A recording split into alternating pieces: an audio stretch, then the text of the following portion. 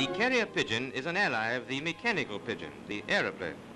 And it might surprise you to know that the bird can fly at over a mile a minute. The RAF use these little flyers a great deal, and as message bearers, they're very reliable. So reliable, in fact, that during World War II alone, more than 250,000 of them were deployed on active service. They carried messages from behind enemy lines and flew with bomber crews in case the aircraft crashed, a feathered forerunner of the black box. Each bird had a number, and records were kept of their missions. But this is the story of one pigeon who never made it home. This is the famous fireplace. This is the fireplace where I found the pigeon.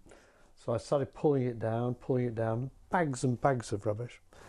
And then the pigeon bones started appearing one by one. David Martin was restoring a fireplace at his home in Bletchingley in Surrey when he made an intriguing discovery. And about 3 handfuls of rubbish later, down came the leg with the red capsule on, with a message inside. And we were, unbelievable.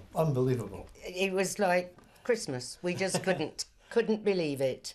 You had to unscrew it, and out on a piece of paper, like cigarette paper thin, was the secret message. There are no records of the number on its metal band, but the red capsule is the type used by the Special Operations Executive, the Bond-like spies who worked in occupied Europe.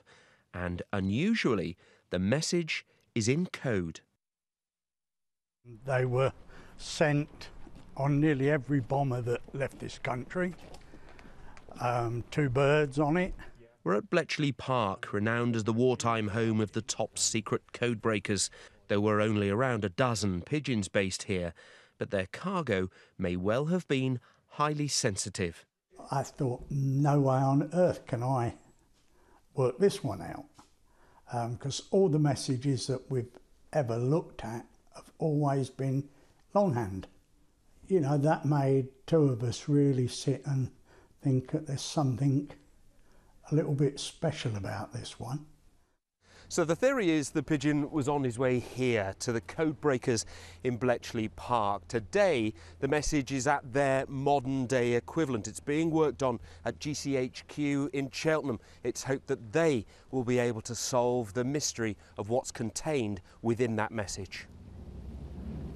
A message that was written by a Sergeant W. Stott around 70 years ago, but that remains a mystery to this day.